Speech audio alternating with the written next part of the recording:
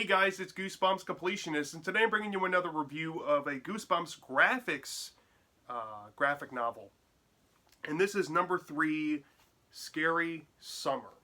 Now, the reason why I decided to go ahead and read Scary Summer is because this contains a camp story, and I'm trying to wrap up the camping stories in Goosebumps. But also, we got recent announcement that Goosebumps Graphix will be making a resurgence in 2024 with a complete standalone story adaptation of The Haunted Mask. So I was going to try to power through these, but now that we got The Haunted Mask on the horizon, I can kind of put off doing, I guess, a ranking for these. I think there's one left after this one that I have to touch on, but we now have some time to cover these. With that being said, though, Scary Summer was actually a pleasant surprise. You know, the stories featured were the ones called Revenge of the Lawn Gnomes by Dean Haspiel. Then there was Ghost Speech by Ted Knife. And then there was The Horror at Camp Jelly Jam by Kyle Baker.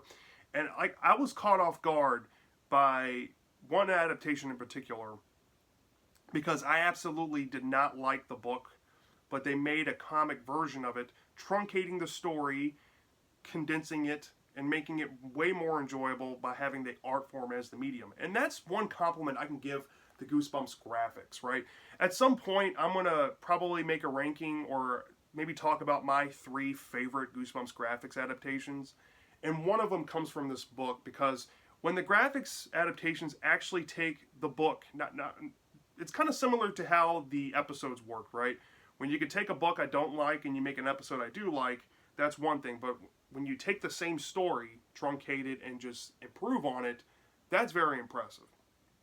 And we'll get into that in just a sec. But yeah, this one was solid. It's not as great as Terror Trips was, nor do I like it as much as I enjoyed myself with Slappy's Tales of Horror, even though Slappy's Tales of Horror had probably one of the worst adaptations that Goosebumps Graphix had seen.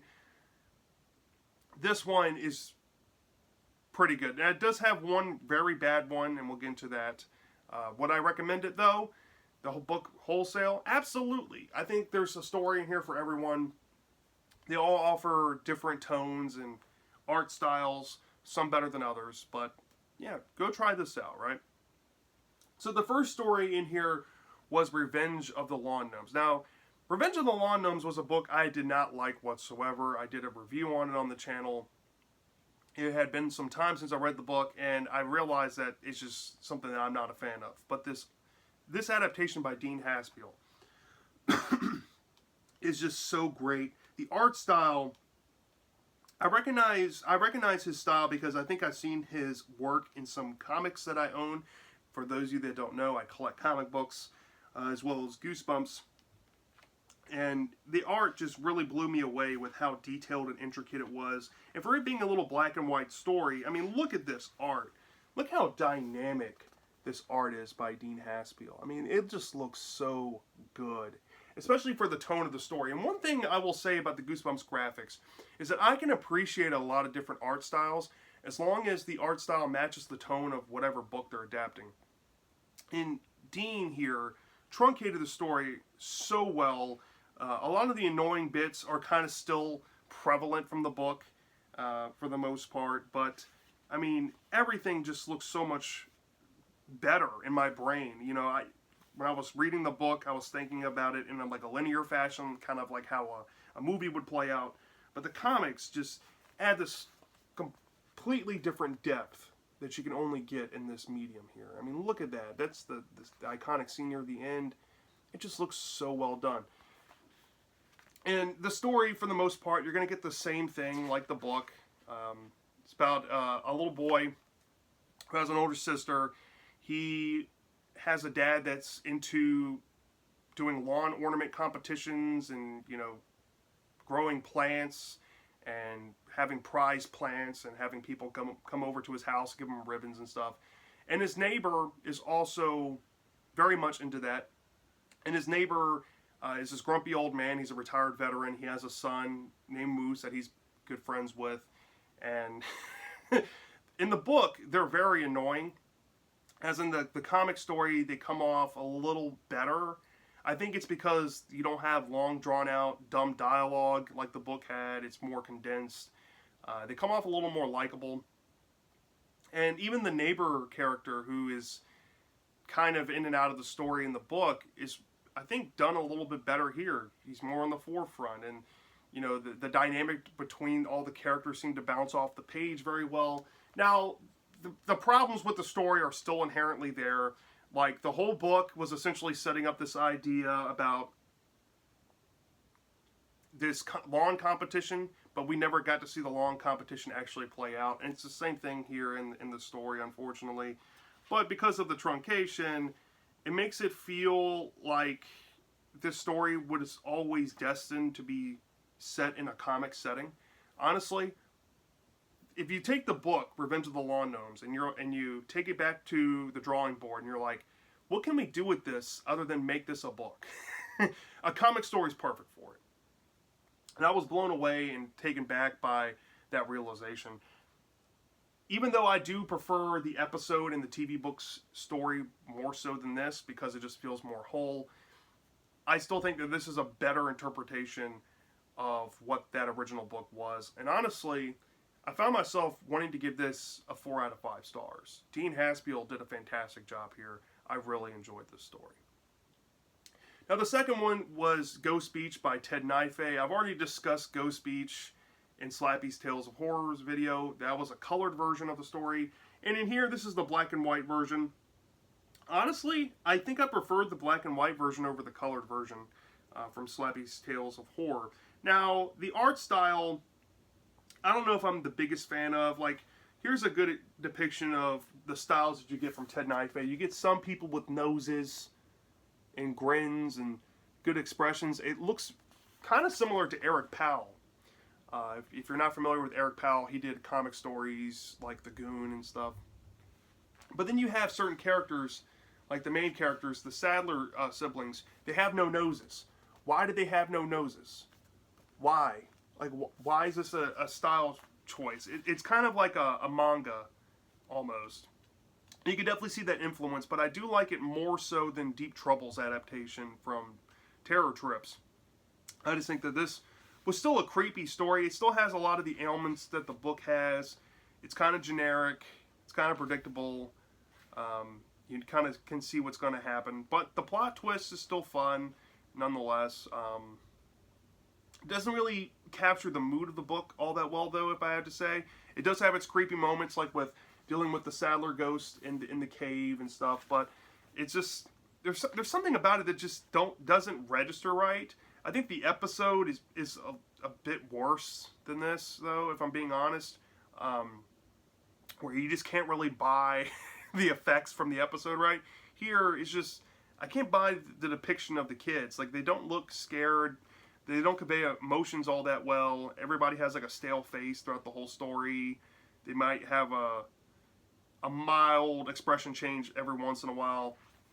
Here's probably the creepiest scene in the whole story right here in this little panel. But if you never read the story, it's essentially about these two kids. They're visiting some estranged family members who are kind of like distant cousins. And they're exploring the beach and the residents nearby. And they end up encountering some kids, and they learn some backstory about their family's lineage. And there might be a ghost rumored to live in a cave off the beach, and things go south for them very quickly in the story, and they learn some truths dealing with their family heritage and all that. There are some things that don't make sense in the story that are still kind of there. But, yeah, it was a fine enough adaptation. This has a lot of the book's sins still in the veins of it. I'd probably give this, I think, with the colored version, I think I gave it like a 3.5 or 4. I think I'm willing to give this one a 4. I like the black and white version of it way more. I think the colors kind of got in the way and kind of look goofy. But here in the black and white version, you're able to kind of take it in as like a more serious story, you know? It kind of helps it. So that's good. But then the last story, The Horror at Camp Jelly Jam by Kyle Baker. This one, in my opinion, was a big old miss. The art style on this is absolutely atrocious. I mean, look at this. Look at this art. And I don't mean anything all that much ill will towards Kyle Baker. I'm sure Kyle Baker has a lot of dedicated fans to his art. I'm sure a lot of people resonate with his work. But this does not match the tone of Jelly Jam in my head whatsoever. This is just very goofy. And the art is so bad, in my opinion. Like, this is a subjective opinion. Y'all just need to understand that. This is just so bad that I just refuse to ever read this again. It's down there with the Night of the Living Dummy adaptation. I haven't read the Abominable Snowman of Pasadena adaptation yet, but I heard that one's pretty bad too. But I mean, just this art, I wince when I look at it. It's just not pleasant. The story, though, trying to get past the art, the story is pretty much the book. It has all the core scenes. There is a panel I really do like, though, and I'll get into that right here. This is the big old double panel of Jelly Jam, and I love the design he went with Jelly Jam because he makes him look a lot more creepier than I pictured him in the book. And this scene, it does capture emotion very well. I don't think that Baker has a problem conveying emotion. It's just the line work and the lack of background. There's a lot of just blank white backgrounds, and then occasionally you'll get something with like woods. But it just feels very stale. There's nothing about it that's just poking out to me that like this was great or anything. And for this panel alone right here, I remember saying that this is one of the dumbest things I've ever looked at in my life. Look at this. You got like Buddy the camp counselor and some kid. I mean, that just looks so bad, and it's not even creepy, you know? Woulda, coulda, shoulda. I mean, I really don't understand what Scholastic was thinking when they, hired Kyle Baker to do the job. Did he just turn this in as like a draft, and they're like, yeah, we'll take it and just put it in the book either way? It perplexes me on how much of a quality drop this is compared to the other two stories in the book. Honestly, I'd probably give this thing like a 2 out of 5 stars. And that's sad, because Jelly Jam's story is pretty iconic. You have the, sibling characters, they're into, sports and activities, or they just want to go to camp and do something fun for the summer. They're stuck in a car.